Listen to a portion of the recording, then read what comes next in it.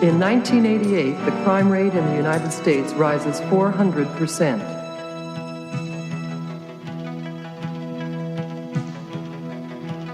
The once great city of New York becomes the one maximum security prison for the entire country. A 50-foot containment wall is erected along the New Jersey shoreline, across the Harlem River, and down along the Brooklyn shoreline. It completely surrounds Manhattan Island. All bridges and waterways are mined. The United States police force, like an army, is encamped around the island. There are no guards inside the prison, only prisoners and the worlds they have made. The rules are simple. Once you go in, you don't come out. We interrupt this program to bring you a special report.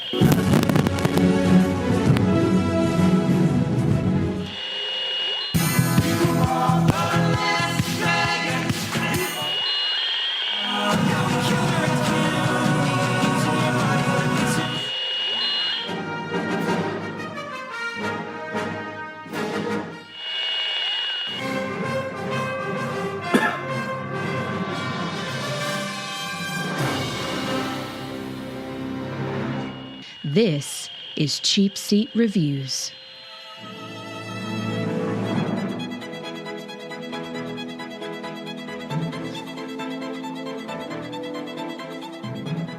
Hello, and thank you for listening to Cheapseat Reviews, the podcast that explores the Hollywood film industry for the greater good.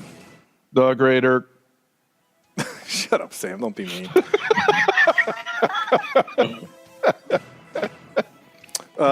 This is episode 210, and I am recording on location somewhere where the internet is not great. So again, I think he's in the subterranean tunnels underneath New York City right now. Right where all the weirdos live, or whatever they're called. When you get Knocky Magoo there, that knocks and you come out. Right, Knocky Magoo. Yeah.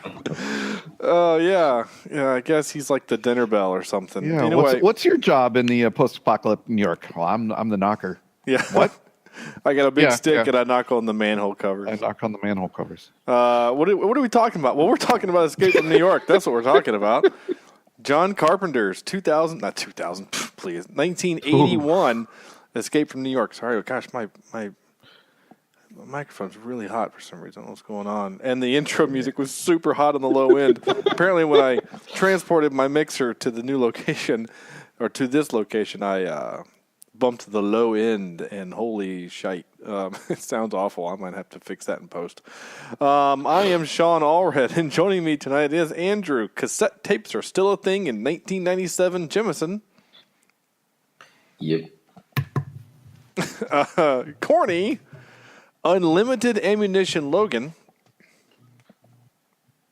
I'm the best it is at what I do. But what I do is make bad movies. Yeah, you're pretty great at it, too. And finally, Sam, what's in the briefcase? Vector. Snake. I just want to tell you, Snake. Call me Bliskin. I know you, Snake, that Snake, you are going to snake it up tonight, Snake. I just want you to know that Snake, there's a snake in this snake city. There's a snake in my boot. Right. Oh What's your name? What's your name again? But I thought you were dead. No. Apparently everybody thought he was. Everyone knows who he is, and they all thought he's dead. Yeah. Because apparently they still get the news and secret military, I don't know, footage in the city there. Right. So, yeah.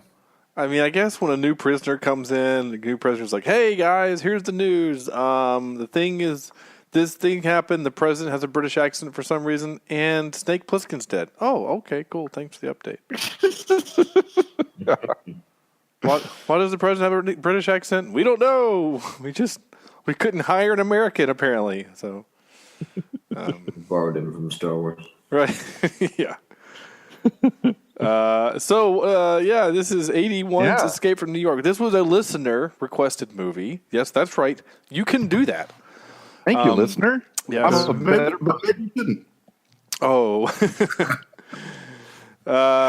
Well, we'll talk about that. I'm kidding. Actually, I knew this. Yeah. So,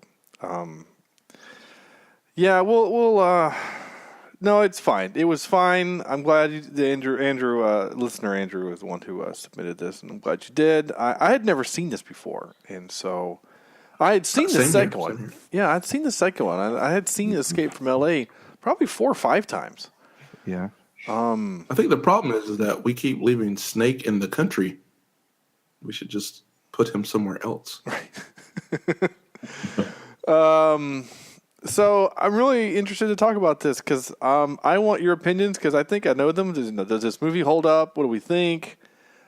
Is it the cult classic that people kind of have turned it into? Is it a testosterone-filled adventure that Entertainment Tonight said it was? And it was named number 1 testosterone films of 2007 by something. It was in the trivia. The trivia in this movie was actually pretty good and bad at the same time. Nice. And I saw that and I was like, really? In 07? That's the movie that we're going through for our testosterone whatever? Like, I could name 2 dozen films that are better. I just watched Hacksaw Ridge. Right. If you want to see what a man is, watch that freaking movie and feel totally inept. Oh my god! As a person and as a man, that movie's so great. It's so good. You're not wrong. And there's some of these people. My God. Yeah. So yeah. So Andrew, tell us what in the hell is freaking Escape from New York?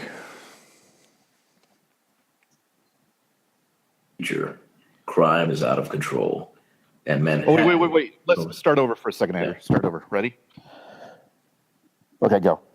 In the future, crime is out of control, and Manhattan has been turned into a maximum security prison. Grabbing a bargaining chip right out of thin air, convicts bring down the president's plane in bad old Gotham. Gruff Snake Plissken, a one-eyed lone warrior, new to prison life, is coerced into bringing the president and his cargo out of the land of undesirables. There you go. Thank you. Oh my gosh, I was laughing too hard to even know what the hell Andrew was saying. Plus, the internet sucks. I wasn't even paying to know what was coming out of my mouth. Yeah, okay. I'm sorry. It seems like you read way more than what IMDb said. Did you just make stuff up? That kind of. Okay. IMDb says when the president's plane crashes, a convict is sent to rescue him. That's basically all it says. All right. So, okay. So a couple things that off the bat that we need to talk about. Well, First of all, who was the first? Who's viewing? Who's here? Was this their first viewing? Obviously, this was my first viewing. Yeah. Here. Yeah. Yep. What? I'm here. Okay, and Andrew. Yes. So this is all of our first viewings. Wow. Oh, that's actually fairly impressive. It is impressive for a 37-year-old movie. That's actually kind of impressive. And for a movie that has inspired so many other really good movies and really good actors and other things,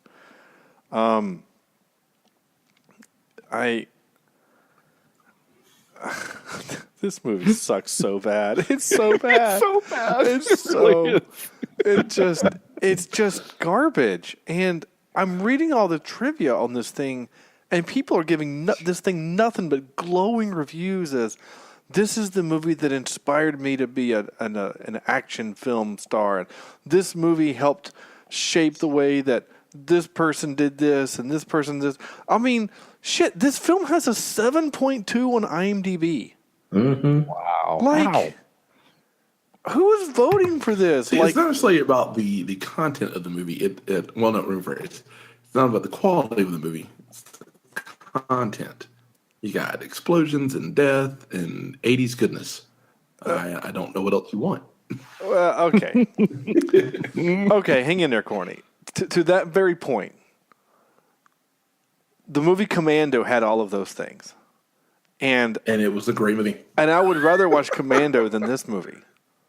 Like, that is also true. Not even because for whatever reason, and I don't know why, but Commando doesn't feel like it's taking itself seriously. Yeah. You know, like, and I know Carpenter films are campy. Like, I know that. But I don't know, for some reason this just, and maybe it was my mood, I don't know.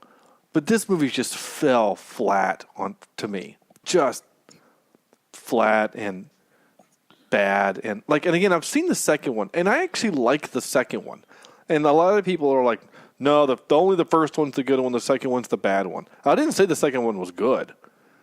But the second one does have a Bruce Campbell in it, who plays a maniacal plastic surgeon. And Snake Plissken surfs a tsunami. So that's okay. Because I kept expecting that in this movie, and it never came. Yeah, that's so that movie. What? Yeah, that's that movie. So this one is none of those things. It's now, yes, it's shot on a super low budget, and I mean super low budget. For 1981, this movie was only filmed for $6 million. Like, that's nothing. Even in 81, that's nothing. Yeah. And Sam, you were making fun of the vector graphics early. And I'll let us get to our intros here in a little bit. I'm stalling a little bit, hoping the internet will eventually kind of help you guys out some. But the vector graphics of the cityscape, the CG, the computers to do that type of thing were too expensive for this movie. So all of that scene, all those scenes of the city flyby where it looks like vector graphs, it's not. It's actually a model of the New York City skyline with white tape painting taped the framing of the city, and so then they shot it in a dark room with only the light of the camera illuminating the tape, and then they used that, and then they basically drew on the tape like they do for Star Wars to make lightsabers, and that's how you get the effect. So it's actually not vector graphics. It's actually something kind of more clever than that because they couldn't afford vector graphics. So, so I guess I'll let you guys do your intros, and hopefully hopefully the internet will help you guys out, and we'll actually be able to hear you. So Andrew, you're up. Your kind of initial thoughts on this. Well, I went into it with high hopes, thinking 80s, check. Action, check. Kurt Russell, okay. But then, as I got about halfway through the movie, I realized that it was going nowhere, and I felt like I was watching Looney Tunes in a sense. I mean, I feel like the movie didn't know what it wanted to be. Was it supposed to be serious? Was it supposed to be a comedy? You know, when a cab gets blown up and 5 people just walk away from it, you know. No. The cab didn't blow up. The cab got blown 100% in half, like with a sawzall, perfect, and only the cab driver got killed somehow. Yeah. I mean, it was, I don't know.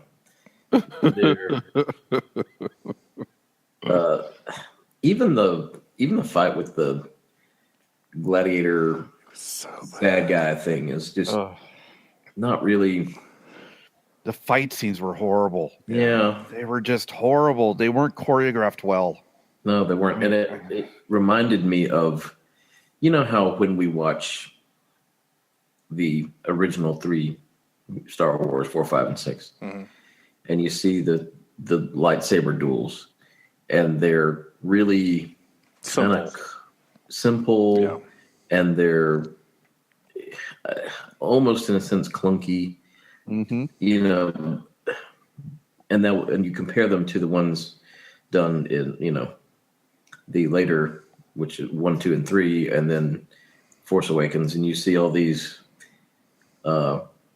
highly advanced, choreographed, I mean, really well done fight scenes. Yeah, in and my opinion, it's downright beautiful. I mean, it is. yeah. I mean, it's a real art to choreograph something like that and make it work. Right. And I feel like in this movie and in other movies of this style in the 80s, and 70s, we were kind of just, I don't know if we were lazy or if we didn't know I don't think it was lazy. I think we didn't know what we wanted or how it would play off on screen. When did that change, though? I'm trying to rack my brain of when that corner was made, when all of a sudden a lot of effort was put into fighting scenes. Because, we all grew up in the 80s and some of the early 90s when, you get slapped and you're knocked out. I really think a lot of that changed with martial arts, and when martial arts came in, Kung Fu, maybe Kung, And that was my point. What I was going to say exactly is that I think the turn came in the mid '90s when we started getting your Jackie Chan's and your Jet Li's doing these very high choreographed, intensive martial arts scenes where it takes a lot of effort to take out even just a lowly henchman. It's not just one punch and you're out of the fight kind of thing. Yeah. And that was 90s, late 90s, Oh, mid I mean, 90s. it's like so. Rumble in the Bronx was Jackie Chan's first American made to America, English spoken. Even though a lot of the guys were still overdubbed, but Jackie Chan is speaking English movie, and it was a huge hit. And I'm not saying that's the film that started it, but I think that was part of it. Okay. yeah. Because I don't know. There's other movies that we can probably point to where I think the choreography stepped up some. Yeah. I'm thinking of them other like what are other iconic action movies of the time. I mean, even like shit films like Demolition Man between Sly and Denzel. Those are both athletic dudes, and Denzel knows legit karate. Like, even those fight scenes are better than this. Yeah. Yes. Yeah. So I'm 100% with you. It felt like the majority of the fight scenes are ad-libbed by two actors that don't know how to choreograph a fight. Yeah, that's exactly Yes. what it was like. Yeah. It was kind of like the director just said, "Okay, fight now." Yeah. Hey, Corny, you and we're going to choreograph a fight, and then we're going to film it, and that's it. Like, it would look, what we would do would look just as bad as what they did on film. I'm just saying. Do you know what it I looks don't think like so. to fight? Do what, What's that? Andrew? The director just asking, do you know what a fight looks like, guys? Can you handle that? Two people that have never fought anybody in their lives. I actually have some really great trivia about the fight. You want me to go ahead and tell you now? Yes. All Yeah, right. go ahead. This is actually really great. Again, some of the trivia in this movie was actually really good. So Ox Baker, who was the actor who played the big dude in the fight in the ring. Please tell me he was a former wrestler. Oh, I don't know. I can look real quick. He struck Kurt Russell very heavily with some of the blows during the boxing ring fight scene. Russell had enough and asked Baker to take it easy, and then he tapped him on the nuts to let him know he was serious. Baker then calmed down. I gave him a nudge. Just like, hey, like, calm down, dude. I got you here. That's hysterical. Yeah, he was a wrestler. Okay. I was going to say. Douglas Baker, better known as his moniker Ox, was one of the meanest, vicious, hated, ugliest wrestlers ever. Bald with a hairy chest, arms, and back, Baker would deliberately grow his mustache long and curl his eyebrows up to gain a more evil look. Okay. You do that too, though. I mean, Well, yeah. just saying. And he's done a bunch of movies. Holy shit, he's still acting. Good for him. Okay, I lied. He's not done a bunch of movies. He's done 6. I misread. He did something called Stampede Wrestling in it's a long time ago. He did something called Battle Creek Brawl, uncredited. In 87, he did something called Blood Circus as Russian wrestler. In then he took a long time off, and then 2013 he did something called Chilling Visions: 5 Senses of Fear. He was the Butcher, and then in a movie this year, he did something called Pinwheel, and he was Ox. Nice. So, well, good for him for still acting. Anyway, Now, did you guys? I mean, I never got into the wrestling stuff in the '80s. I know who Hulk Hogan was and all that sort of stuff, but I never watched. Did you guys watch this stuff back then? Oh yeah. hell no. Yeah. No, That was more like the Kool-Aid Man, less like Oh yeah. Savage. Sorry, I'm going through a sinus issue right now. My impressions are. No, yeah, but your voice sounds great over the microphone. Yeah, so. I love it. But it's the impressions that I get. Oh. Sorry. Anyway, we're going for Doug there for a second. Were you done, Andrew? Is it Corny's turn? Yeah, might as well be done. Okay. That's all this film is worth to me. Oh. That's fair. That's fair. I'm not gonna lie, it wasn't great, but I got like all of my 80s bingo card stuff checked off, so I almost can't complain about it. Like it's I knew it wasn't going to be great to begin with, but I got explosions, I got stupid fights, I got bad one-liners. Just had John Candy. Yeah, if it had John Candy, it would have been perfect. So I don't really know what to say. Like, I know we're gonna complain about like just the makeup of the movie, but damn, I mean, my 80s quota was filled. It's not like great 80s, but I mean, it's still, it's one of those things like you go to a restaurant and you, well, actually, you know what? I it's like my trip to New Orleans recently to Bourbon Street and whatnot. It was everything I thought it would be, but I didn't get to experience it the way I wanted to. Oh. So, yeah, pretty much like that. I'll go back and do it again for sure. Let's go. Right now. The movie right now? Right. I could do that. This is one of those weird ones. Like, I want to bash it, but I can't. Okay. Well, I mean, that's fine. That is perfectly fair. Yeah, it's kind of like a.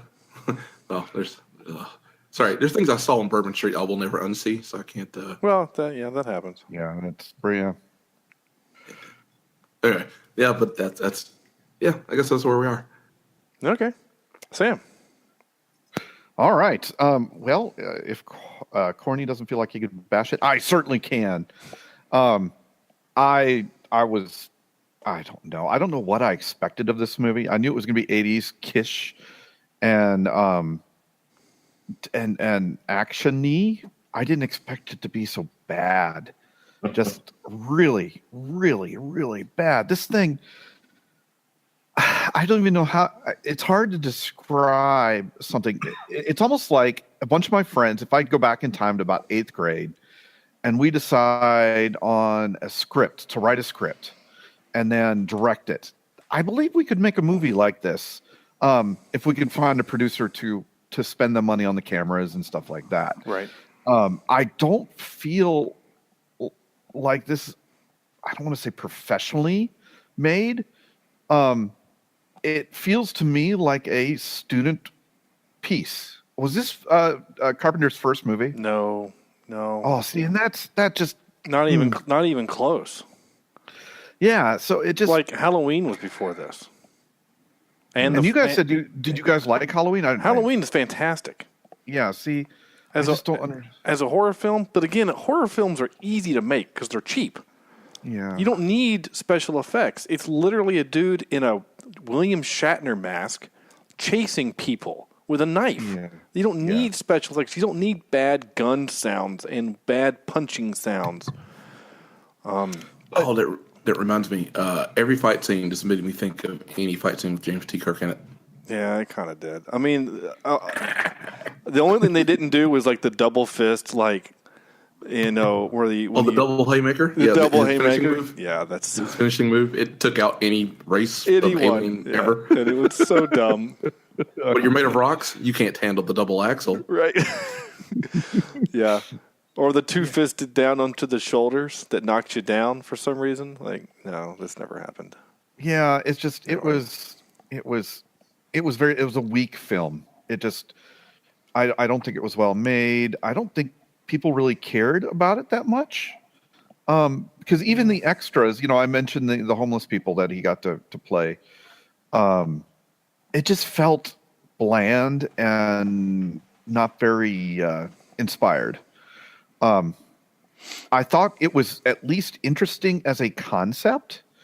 Someone, I'm sure they're around drunk one night saying, "Hey, it'd be funny we get New York there. There's we get it to be a prison." Well, the movie's actually inspired from a book written by a alternate history author named Harry Harrison, who I've read. So it's not even like an original thought. Well, it is and it isn't. So the idea of dystopian future mega prison is the book. And so he turned it into New York. Why you make Manhattan your prison is the weirdest thing to me, though, other than to say Escape from New York is better than Escape from, I don't know. Detroit. Yeah, I don't know. But, like, I have a... it's about the same, right? But, like, I like I'm with you, Sam. I like the idea of like a prison city. Like the crime has gotten so bad that we can't house them anymore. So we just throw them into this city and say, you're just going to fend for yourselves. I don't know how you survive. Like, are we shipping them food? Yeah. Well, and that's what I was expecting to see, like agricultural farms on the top of these buildings. I mean, it's just, maybe I was putting too much thought into it. And it just did not work out the way apparently I thought it should. Right. But it was stupid. It was stupid. I felt like it insulted my intelligence, and I don't like that in a movie. So, yeah, I don't think it's an insult per se. It's probably more like that guy who just doesn't understand that women are allowed to breastfeed their kids, and they lose their minds. They don't mean to, but it just happens, and you kind of have to let it go. Is that no? Okay, all right. That's an interesting place for that. Sure. No, I wanted to like this movie so badly. Like, I wanted to kind of figure out why people love it. It's not like even Snake was even endearing. He wasn't. I'm okay with him being an asshole because he's an asshole, and I'm fine with that. But he's not a badass. He kind of sucks. Yeah. Like, what does he do that's so good, right? He runs away from the sewer people. He kills a handful of them, right? He gets his then wife, now ex-wife, dead by hanging out in the donut shop or whatever it was. That blonde woman, that was his wife. Really? Yeah. At the time. And then he runs around, and then he gets rescued ex machina, cab ex machina, which that happens twice, by the way.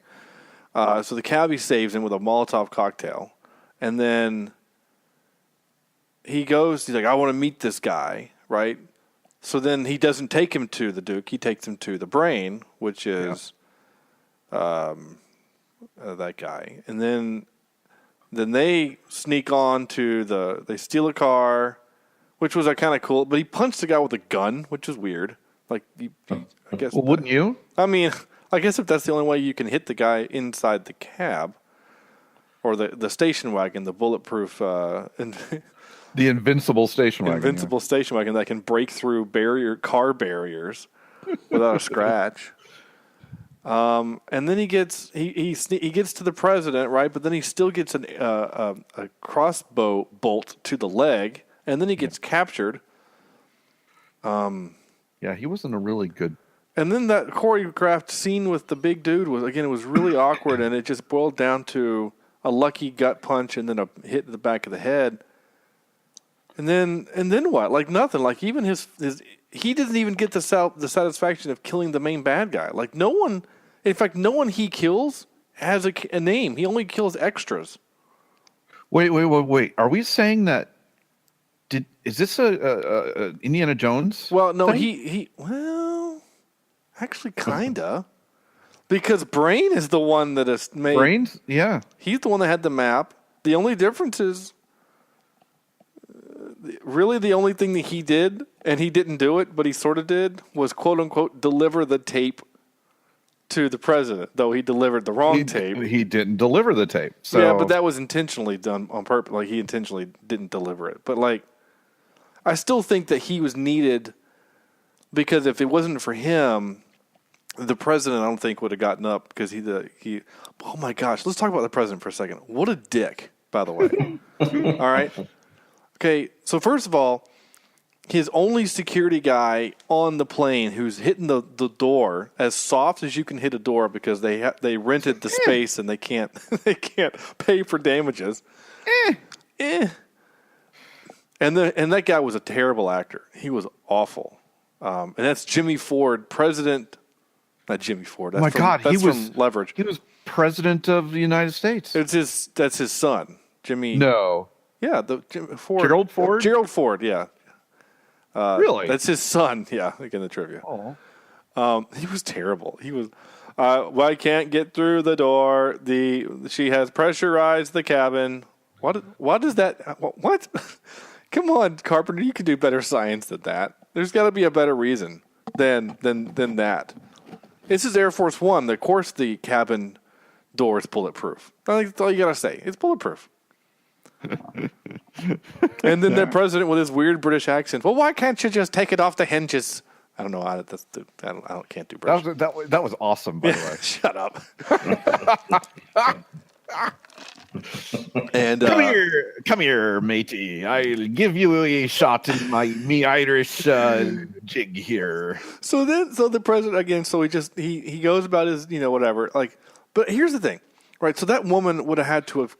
They said they got the distress call from the plane like 10 minutes ago, right?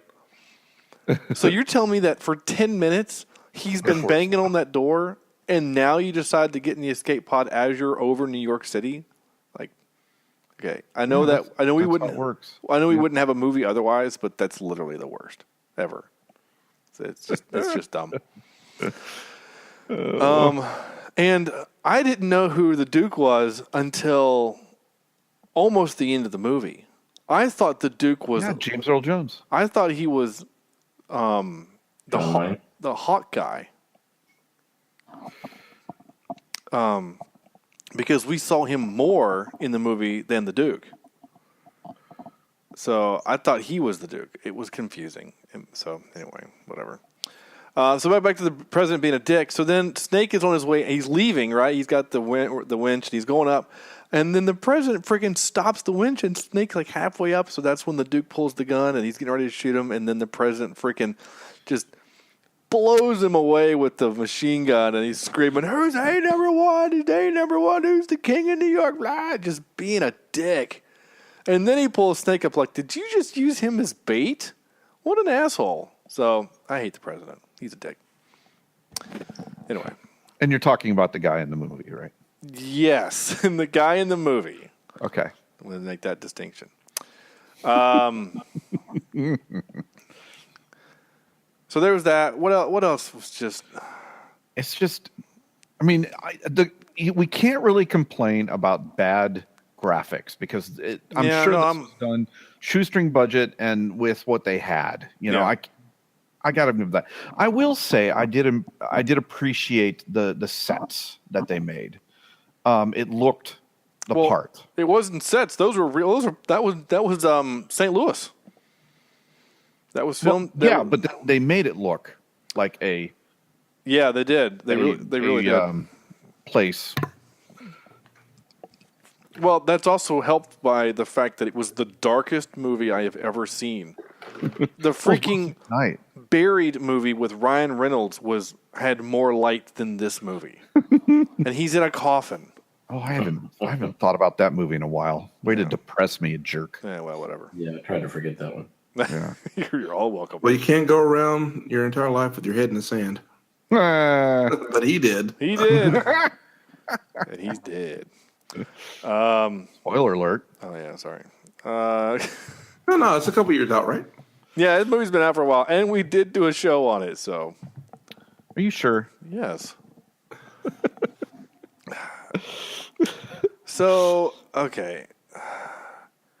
Again, I don't want to be too mean on the film because I know that people are probably listening that probably really, really like the movie. We did have a listener. And he was like, "Hey, John Carpenter movies, let's do it." And I'm sitting here trying to think of some nice things to say about the movie. I really am. Nah. But now here's a question: Okay. Is this ripe for a remake? well, okay, so that's in the trivia too. And I was like, yes, it is. So, It happened. oh, it is? Yeah, isn't this? Didn't they redo one like 2000? No, No, not that. I don't. no, there was the sequel in 90 something. Wow, it took that long. Yeah, it When was was like this? 95. It's like 15 years later or something like that. Interesting. I do think. What? I do think sometimes too. I'm doing a Google search. If they're going to make one, is there going to be a escape? I don't know. They've talked about it. Oh, this is a pretty recent article. Escape from New York remake is in the works. This is a 2017 post. At one point, I saw in the trivia, as of 2016, there was talks of it wasn't going to be a remake. It was actually going to be a prequel of the bank heist and how he got into prison and like why people think he's dead. And it was going to star Chris Hemsworth. Because he's already got an eye out now. It would be just a lot easier to keep going. There you go. Yeah. Well, have you seen Infinity War? Of course he has. Yeah. So We did a spoiler cast on it last week. we did. What's wrong with you, Sam? Oh, And also the eye went out in Ragnarok. yeah. Oh, that's why you keep me around. I don't think that's what it is. No. Okay. Actually, it used to be because you managed the website, but I don't have that anymore. Now, yeah, I guess don't, my I job don't is know what to done. do right now. All right. I'll see you guys later. So, do I think they need to do a remake? Yeah, I do. I think this movie, in the right hands, I think would be really cool. Yeah. I could see it being just a fun adventure flick, because it could have been fun. Yeah. You know, I don't know. But see, I like the idea of send person into place and escape. I mean, we saw this and we I think we were gonna do a podcast for it. Maybe we recorded and it didn't work. But it was the space prison movie with Guy Pearce. What was that called? Oh yeah. Lockout, Lockdown, Lockout. something like that. And I had a blast with that movie. And that movie sucks. And I was laughing and having a good time. So the genre is there, right? Like we've seen that movie before, and I think I would be okay with a remake. I think we need to make have some different reasons why New York is the prison. And I kind of have a hard time believing that we're going to build these giant World Trade Center towers. Oh, we're just going to give them up to the. Like, what? No. You're going to find some piece of dirt in the middle of the desert and then build a 50-foot wall around that and then make that the prison. I guess the idea maybe is that New York, the violence and the crime had gotten so bad that it was just more convenient to pour Don't remember concrete. this. Yeah, this was the 80s, dude, when the crime rates in New York were crazy. Yeah, you're not wrong about that either. Yeah. I mean, gosh, the Ninja Turtles are still there. I wonder if they're still in the sewers. I don't know. Anyway, I'm going to check my notes here. I haven't even touched my notes yet. Well, you know, the He's so blind. They're mutagen. It's also the same mutagen that same toxic stuff that made Matt Murdock Daredevil. Oh, yeah, there you go. Are you serious? That's canon, yeah. Is it really? I didn't think they had a crossover with the Turtles. I didn't think. No, it's not even a crossover. So so when they did the more teenage version of the thing, basically the scene in which Daredevil, his kid is blinded by the light stuff, blinded by light, wrapped up like a douche. I know it doesn't say it, but tell me it doesn't. Everyone says that. Wrapped Yes. up like a douche. Yeah. But anyway, but apparently the sewer right under him, that's where the turtles were. That is. I'm still confused. How can that be canon? Marvel doesn't own the rights to the Turtles. You could just say that this thing happened. They're not even the same universe. You could just say that. Anyway, the point is yeah, it's yeah. Hold on, we'll keep going. I'll find out. No, I don't. I mean, I just want to explore this. This sounds way better than what we're going to talk about. But no, I'm fine. I'm actually. I actually rewatched the Defenders season this last week. I have literally 20 minutes left of the final episode to go. Anyway, I still like it a lot, but then it reminded me that Jessica Jones in season 2 of her show doesn't mention it at all. Like, I know the show, literally the 10 episode or 8 episode arc of the Defenders only lasts a day and a half of her life, but you think it would have made more of an impact? Yeah, it would have been the craziest day and a half of her life. I mean, she, dropped a building in New York, and beat up a bunch of whatever. So, and to her and to everyone else, Daredevil's dead. Yeah. And she doesn't even mention that. So that's strange to me. Anyway, whatever. Couple things. I said, wow, blue. Oh, yeah. So, like, the people out in the boat, they're trying to escape, and the helicopter's like, you have 10 seconds to turn around. You know how hard it is to turn around a life raft made out of wood and you're paddling with your hands? Like I can't even spin my floaty in the pool around in 10 seconds. I'm not sure what that means, but I'm pretty sure it's illegal in most states, Sean. Right. Yeah. And, but not in North Carolina. We're fine. You just got to go into the wrong bathroom. And you mean the right bathroom? The right bathroom, yeah. And then they just blew those guys up. I just, okay, that's kind of rough. They didn't have. Oh yeah, I also laughed. I said they didn't have the budget to show the plane crash. That's why they just showed the little dots. Doot doot doot doot doot doot doot. So that was kind of fun. Yeah. Or have Pac-Man. Boom. Just do the Price is Right loss thing. Yeah. So she waits till the last second to jettison. His security sucks. I talked about that. I did laugh that they talk about how he did. This is in '97, and they talk about how he went to Leningrad. And I was like, didn't think that Leningrad was gonna, fall 8 years later. But so. The old Cold War. Yeah. You gotta love it. And that's fine because they did that a bunch. I mean, like, even Star Trek screwed that up. Like, I don't, it's fine. I'm looking at this article you just sent me, Corny. The idea for the original comics came...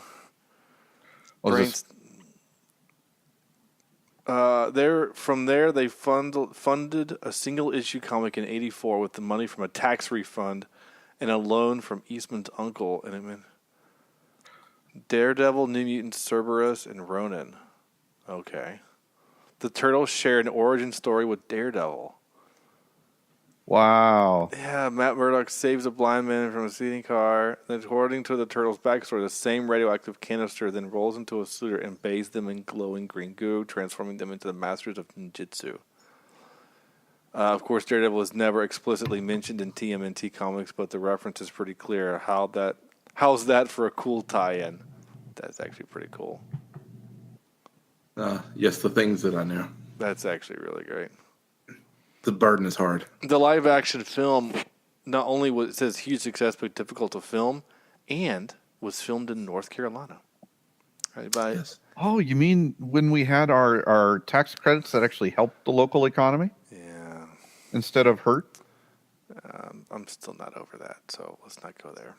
Yeah. The director for the first TMNT movie worked with Michael Jackson. Well, that's kind of cool. Uncle Phil was the voice of Shredder. I did not know that. That's so cool. Wait, you not know that? Dude, I've said that like 3 times on the show. Oh, I didn't know that. Oh, and if you said it, I'm How you sorry. didn't know? Who's Uncle Phil? Who's Uncle Phil? Yeah. You know, Phil Our Coulson. friends. Wait a minute. Okay, hold on, Corny. You're not gonna Phil Collins. I'm sorry, I'm pulling a Sam. No, you know, the big Uncle Phil from. The Fresh Prince of Bel-Air. Oh, Fresh Prince. Okay. Sorry. Oh my gosh. I just wanted to see what Sam would do if I said Phil Coulson. Phil Coulson. What about Phil Collins?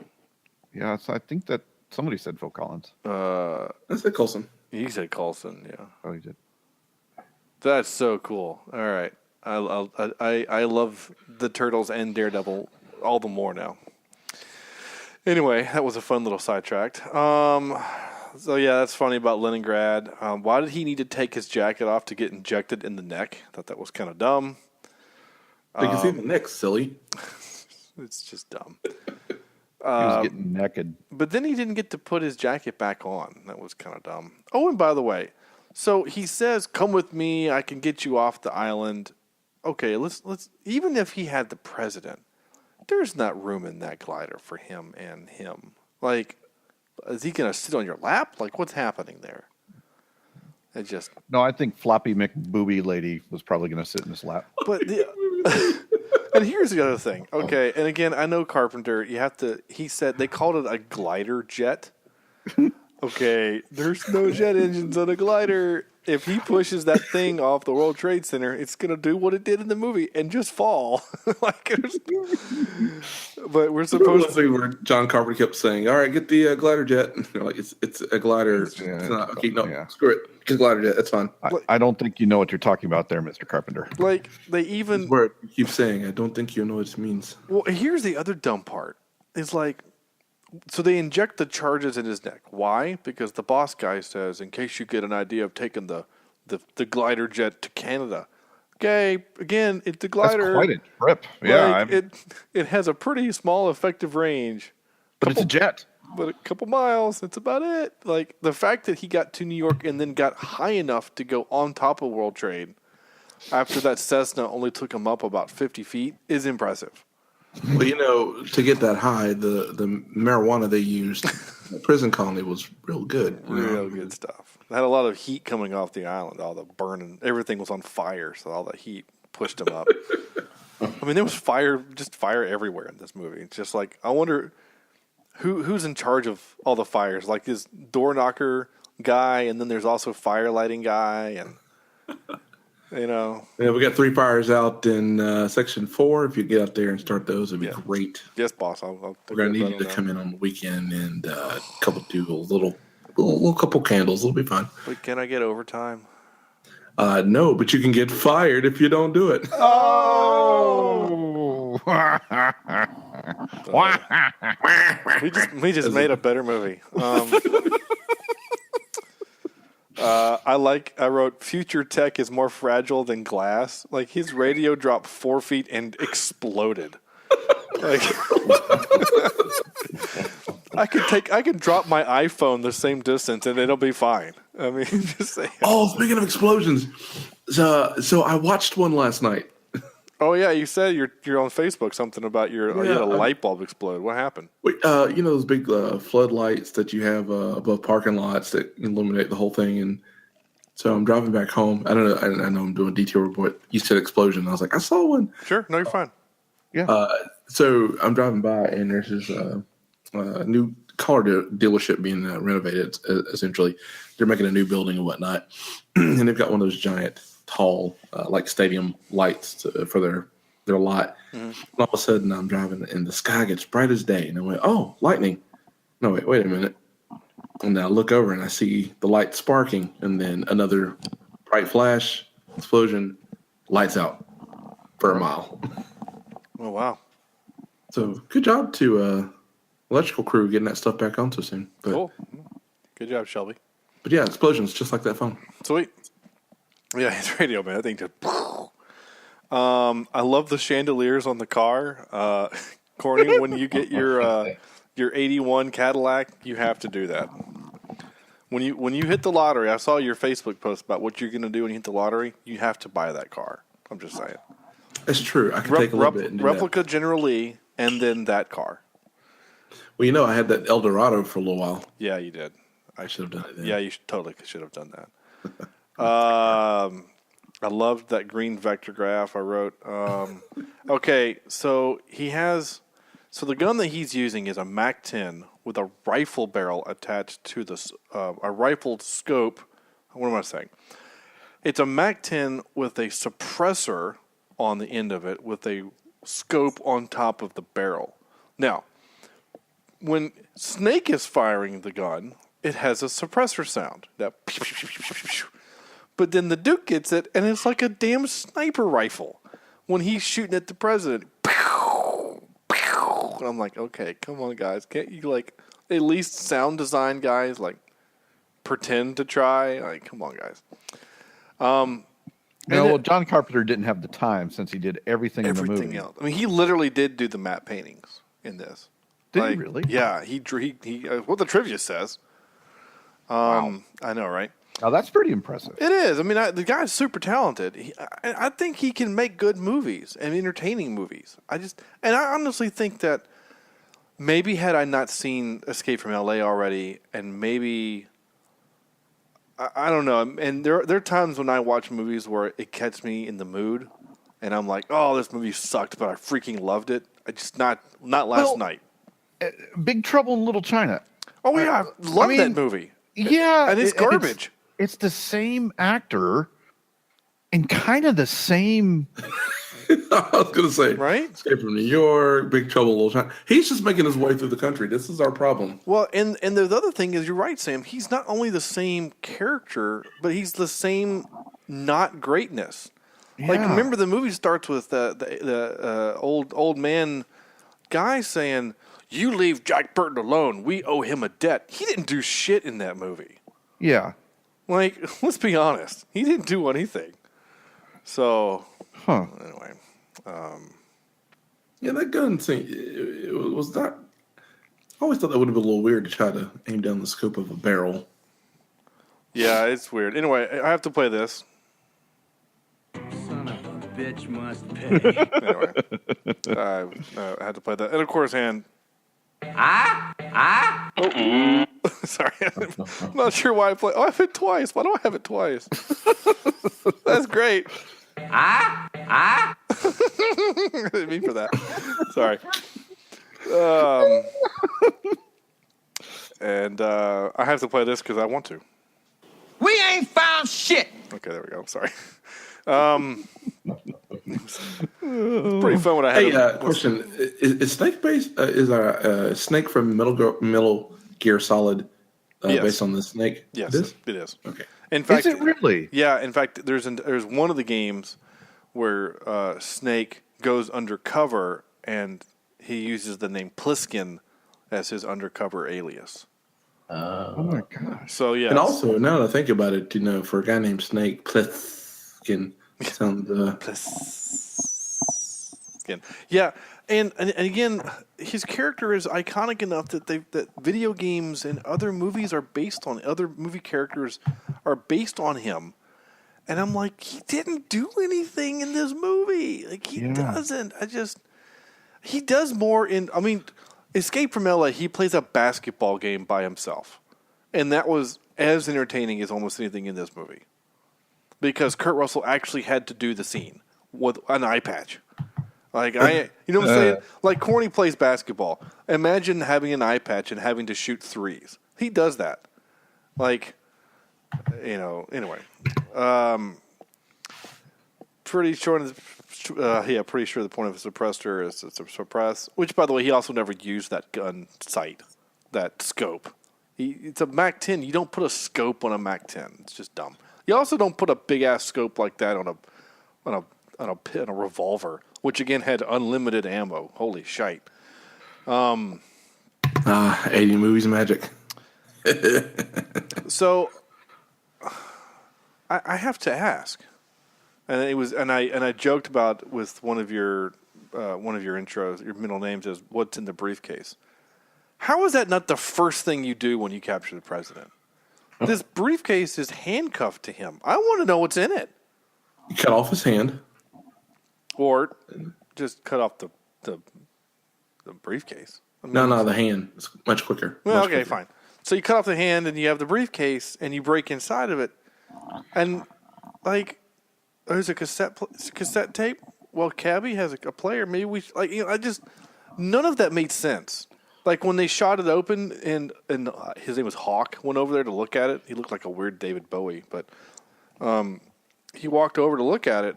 He picked up the cassette tape and just casually pocketed, and there's papers in there. Like, this has got to be useful to something, right? It just seemed dumb. It just seemed real dumb. Stupid effing book. Right? Stupid effing cassette tape.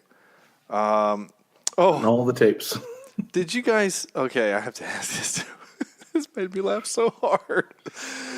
You remember when after they get the briefcase off the president, and they flag down one of the choppers so they can recover the briefcase, and the soldiers are hopping out of the helicopter. One of the dudes face planted, and I mean hard. Did you guys see that? I did not. Hold on. I gotta see this. Man, he face plants so freaking hard, and I laughed. Oh my gosh, it's great. I'm gonna see if I can find it real quick too for it. It's so good.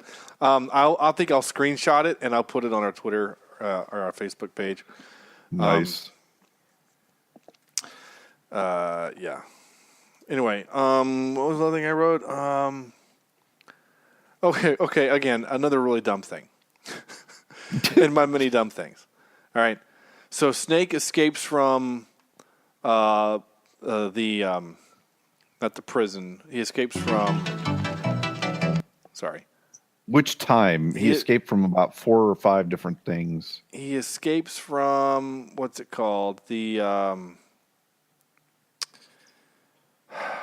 ring, right? He escapes from the ring and he goes to the World Trade Tower, right? Okay. And let's see if I can do this. Here we go. So he goes upstairs and he's fighting the guys on the roof, right? And they kick the glider off. And then they go back downstairs and he hops in the car. And he gets back in the car and he's like, oh, there's something wrong with the engine, right? And that's me taking a picture. And I guess my point is that did he really take, like, the bad guy, what's his name, the Duke, did he really go, hey, this is what we're going to do. They're upstairs, and I know they're going to, wait, what just happened? How do I, oh, crap, what did I just do? Shit. Are you guys still there? Oh, wait, now my picture's up. Okay. Wait, can y'all hear me? Oh, there I am. Hey, there he is. I somehow left the call, but the call was still active. Yeah. I've never seen that. That was dumb. I was trying to share the screenshot with you guys, but it's not working. It did it again. That's not. It did it again. That's so dumb. I can't. I have to do it through Facebook. It's fine. We'll fix it. We'll fix it in post. We'll fix it in post. F it. We'll do it live. Doing it live. What was I saying? I don't know what I was saying. Forgot. Oh yeah. No. My point was that the dude goes on the World Trade, right? He goes up to the World Trade, and then he comes back down, and the Duke is like, hanging out down there, and he goes, hey, guys, Snake's on the roof, so this is what we're going to do.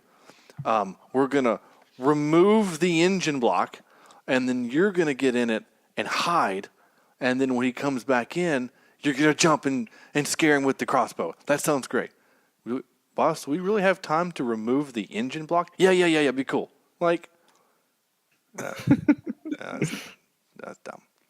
All right, I'm sending it to you right now. It's in the Facebook page. I'm going to post it on Facebook right now for those who want to see what the hell I'm looking at. This guy freaking falls out of the chopper.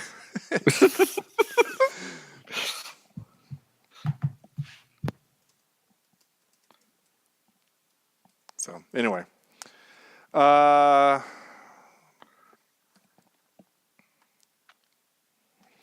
What else am I going to put?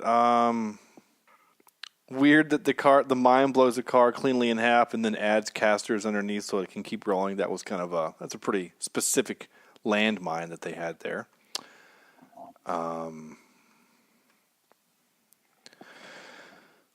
Dick mood.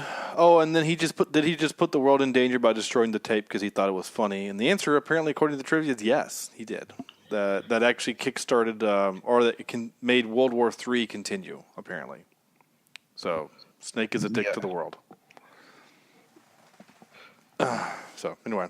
Tropes, I wrote down, everyone knows who he is. Pissing contest, this is my jurisdiction. No, this is my jurisdiction. Rah, rah, rah, rah. Cabbie Ex Machina and unlimited ammo. So, there you go. Yep. There's your tropes. Did anybody else laugh out loud when he took off his shirt and you saw why he's called Snake?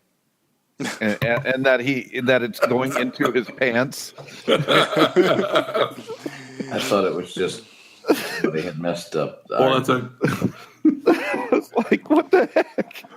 Like you wonder? Are you wondering if the tattoo continues all the way down to his wiener? Is that what you're saying? Yeah, that's what I'm guessing. Actually, I thought that it was. I figured Dick Tattoo McGee was thinking already. Damn it to hell! I need a man with a tattoo on his dick. Have I got the right man? By some strange coincidence, you do, sir. All right, you ready for some clips? I guess. Bag of dick tattoos, yeah. Yeah, here we go. Clip number 1. This was, by the way, other trivia, the voiceover that I played at the beginning of the movie, that's Jamie Lee Curtis. Oh, see, I guess I had my 80s actresses. I thought it was Aliens lady. Oh, Sigourney Weaver? Yeah, Weaver. She does everything now. Yeah, she didn't then. Yeah. Here we go. I thought this was a funny little from the voice from the PA system.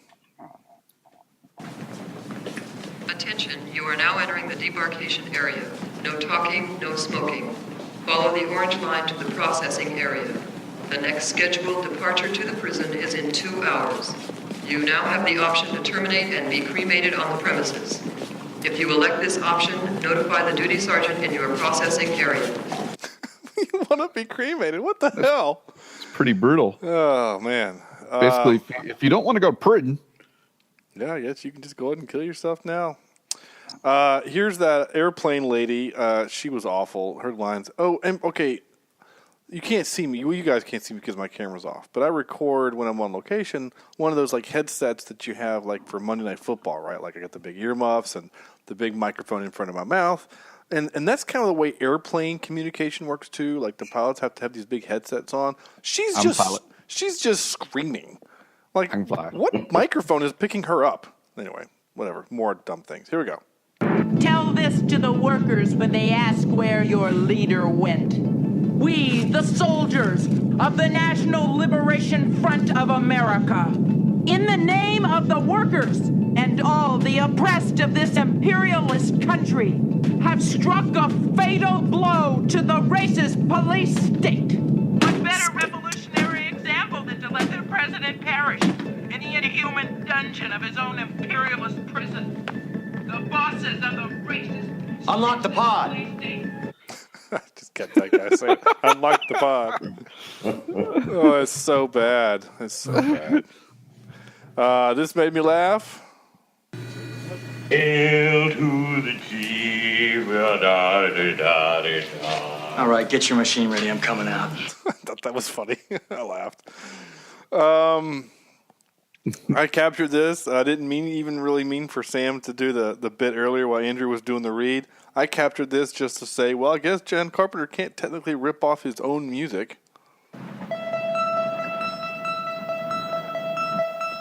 But he's kind of ripping off his own music. Yep. I mean, even my wife watched this with me, and she's like, "That's the theme from Halloween." And I said, "It's written by the same guy." Actually, I heard a little bit of Doogie Howser in that. Oh Yeah, a little bit. Yeah, interesting. The Duke. Burl. I can't hear you. I'm sorry. You are the Duke of New York. You're a number one. That's right. A number one. I thought this was one of the dumbest lines I've ever heard. and I only heard it the second time when I was pulling clips for another thing. And I heard this guy say this, and I thought, wait a minute, did he just say that? And yes, he did. Signal only lasts for 15 minutes. Download the choppers. We're in standby situation. Download the choppers? What? You're going to download them? That's even like pre-internet. Like, what did that mean?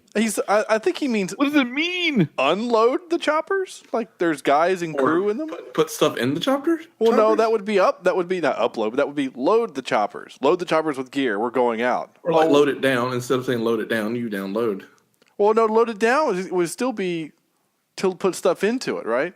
Load the choppers down with ammo, right? We're going out. Okay, fine. Oh, we're not going out. We need to unload the choppers, not download. It's so dumb. Signal only lasts for 15 minutes. Download the choppers. We're in standby situation. That's so dumb. Download. Whatever.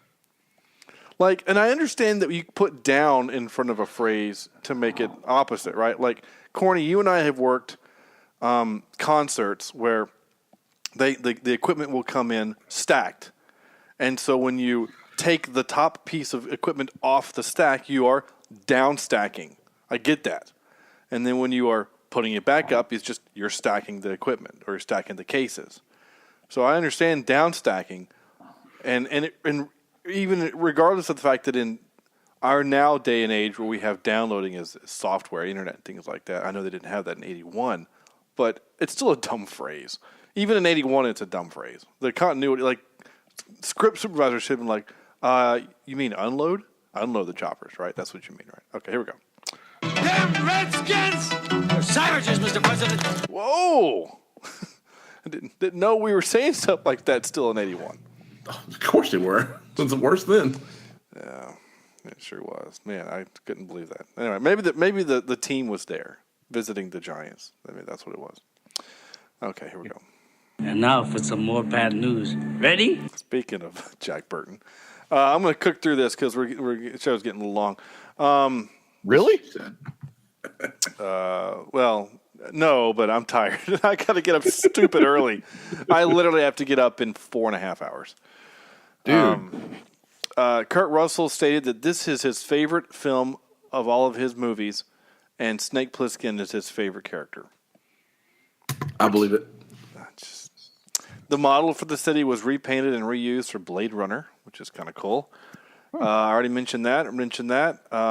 Carpenter originally wrote this film in the mid-'70s as a reaction to the Watergate scandal, but no studio wanted to make it because it was deemed to be too dark and too violent. All that changed after the success of Halloween, 1978. I already mentioned the Ox Baker nut tap part. I thought this was actually really cool. The additional shot of Adrienne Barbeau, that's your Chessie McChess lady, the shot of her corpse was shot in John Carpenter's driveway long after principal shooting was completed. It was added after a then teenaged J.J. Abrams suggested it to Carpenter. Abrams saw an early cut because his father worked for the studio that produced the film and pointed out to Carpenter that Maggie's death was never established. No, that's awesome. I'm sorry. That just kind of increased the movie a little bit for me. That J.J. Abrams had he actually added genuine benefit. Because if she's shooting the gun, or again, the long range sniper rifle that is a 45 caliber pistol, and then he crashes and just gets out and leaves. So if we don't have that shot of her dead on the ground with blood all over it, we wouldn't. Which, by the way, that was like the only blood in the movie. Honestly, I mean, even his leg wound. Snake hit a guy in the back of the head with a nail bat. and he didn't bleed. I mean, the only reason why this is rated R because of like 3 F-bombs. So, yeah. Anyway, moving on to this part. Excuse me while I whip this out. That's right. We're doing a very weird one because we've already done Kurt Russell, and none of us have seen enough John Carpenter movies to do that as a top 3 category. So we're doing movies, characters with eye patches. So that's what we're doing. Movie characters with eye patches. Pretty sure we're all going to have the same one for one. Yeah. I would bet $1 that that's true. And I guess we're about to find out. Andrew. You still there? Is he sleeping? I think we might have lost Andrew. Is he still asleep? Yes, it sounds like. Oh, poor little fella. Andrew. Poor little fella, all tuckered out. Okay. This is new. I mean, Chad used to fall asleep on the show too, but This is fantastic. This is great. I can't believe it. He hasn't talked in a bit, so I guess that makes sense. Yeah. Oh my gosh. And he did say before the show he was really tired. Yeah. Okay, well, Corny. Right. Well, don't be too loud. We don't want to wake him up. Well, and I'm surprised that we haven't woken him up because he's got his. He's not got his headset in. He's just using the speakers from the computer. So we're filling the room of his house right now with my voice. Andrew, wakey wakey. You want a little sookie? I just found the name of this episode, by the way. Andrew falls asleep. Oh my gosh. Okay, well, all right. Well, let's keep going. Do the title of this at the moment that we figured out he was asleep. So what, like 2 minutes ago? Yeah. I guess I'll go with movies with people with eye patches. Yeah, that's what we're doing. All right. I'm gonna go with. Oh man, this is gonna be weird. Still can't believe this. All right. So my number 3 is Kill Bill. Okay. Yes. What's her name? Nursey McNursey Eye. Yeah. I don't know. Daryl Hannah is the person. Daryl Hannah. Gosh. I'm not prepared for this. You're fine. We know who you're talking about. I know. Yeah. The blonde. Another eye patch. I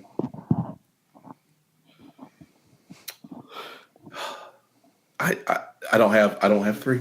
Okay, it's fine. You're gonna hear. Give me a second. I'll come back to it. You're gonna hear some of ours and be like, "Oh yeah, that." Right. Go ahead, Andrew. Actually, Sam. Is it Daryl Hannah? Right in Kill Bill? I don't know.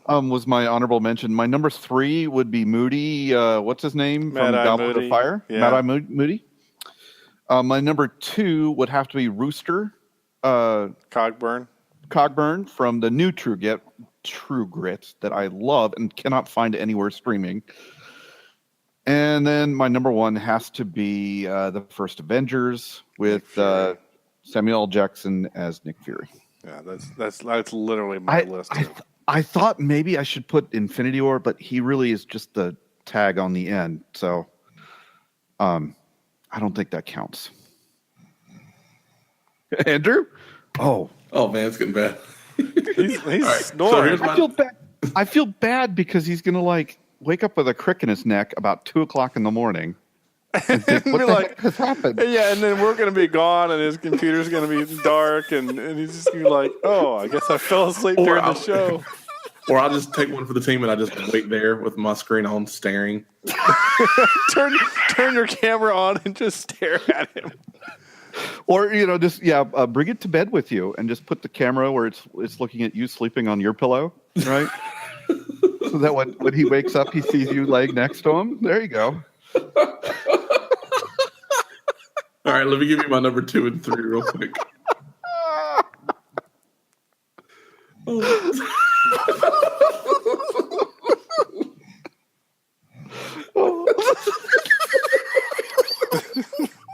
gosh.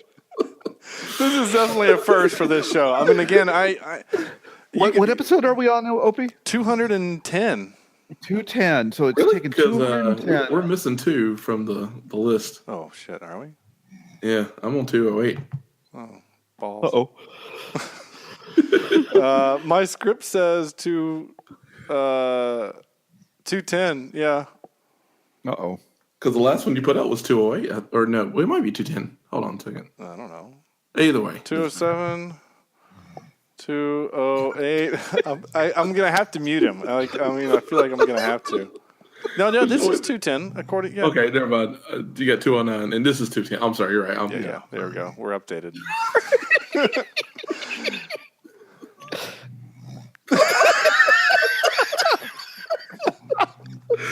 I can't mute him. I can't even kick him from the party. Jesus. Oh, poor Andrew. Oh, my God. This is what happens when you record late. I mean, this is just the way it is. That's life. That's the life of a band director right there. Oh, my gosh. This is... Oh, I love it. Oh, this is fantastic. This is why I do this show right now. This is why, not for any other reason. I'm sure he meant that. Oh, what if he was trying to hit the mute and just fell? Again, I have no way. Hangouts gives me no control over anything, so it's not like I can even kick him from the thing. Poor buddy. Oh my God! Poor little guy. I do feel bad because I know he's tired. He's so tired. Yeah. It's too funny. All right, well, let's end this show so we can. Let's do it. Okay. Well, let's rank this pig. Did you give your? Okay, hang in there. This is going to be a thing. All right, hold on. This is going to be a thing. We're going to do this real quick. Okay.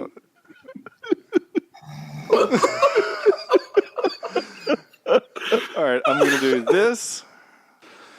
All right, so we're going to rank this thing. Andrew, Corny, let me know if Andrew wakes up, then he can rejoin, but I don't think he's going to. He's still going.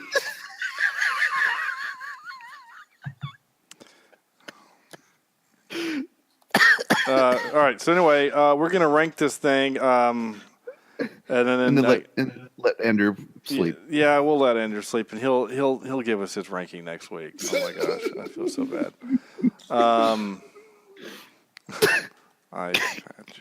right, Corny, you're out of 10 for this movie. So my other two that I didn't have. Oh yeah. Austin Powers for number 2. Number 2, yeah. And then Dodgeball with the Pirate Steve. Oh, Pirate Steve, yeah. Pirate Steve, nice. Yeah. All right, so I'm going to give this a 7.62. Oh, wow. 7? Yeah, it was a terrible movie, but man, I laughed. It was just, like I said, man, it met my 80s quota, and I didn't feel too bad about it. Okay. Sam? I mean, I'm going to watch it again, actually. All right, right on. All right. I'm going to give it I'm not up there, about a 4.3 out of 10. 4.3 Sleepy Andrews out of 10. Right. I'm just going to give it a straight 5 because it was fine. It wasn't good. It wasn't the worst thing we've ever seen. I'd watch it again if someone said, "Hey, Sean, let's watch Escape from New York." But yeah, I mean, it kind of sucks, but I don't know. Maybe if I get in a better mood, then maybe I would enjoy it. I don't know. So anyway. Oh, that's actually a really interesting thought because I was in a particularly good mood when I watched it on Monday. Well, that's good. So anyway. Yeah. I was supposed to play this. Wait, what's supposed to happen? There. Yeah. We already did it. That's what Andrew's going to say when he wakes up. So, all right. Well, that's the show. It's definitely been a weird one, what with Andrew falling asleep. But again, he's tired and it's late. I get it. So, yeah, that's our show. Thanks for listening. Leave us a review on iTunes, Stitcher, Google Play, YouTube. Mainly iTunes really helps us out. Please. Yeah. We need the reviews so we can get more people, because that's kind of where the analytics work is like if you get more reviews, then you're more likely to get heard. So, yeah. And Andrew will wake up. Yeah, if you do. If you do a review, we promise Andrew will be here. Like us on Facebook, facebook.com/Cheapseat Reviews. And I just realized I didn't say what we're doing next week. Next week we are doing 310 to Yuma. Yes, man, I haven't seen that in a while, and I've never seen it, and I really wanted to. So, what Corny? 310 to Sleepy Town. 310 to Sleepy Town. Twitter is @CheapSeatCast, and of course you may, should, and can send your emails to cheapseatreviews@gmail.com. If you have a request, Twitter works. That's how Andrew sent us his. Listener Andrew. So again, thank you, Andrew, for requesting the movie. I'm glad I watched the movie. I really am, and I did have fun mostly with this episode than watching it. Not even the Andrew sleepy part either, but I had a good time. Yeah. So anyway, on behalf of Sleepy Andrew, Corny, and Sam, this is Sean saying thank you for listening, and we'll see you next week.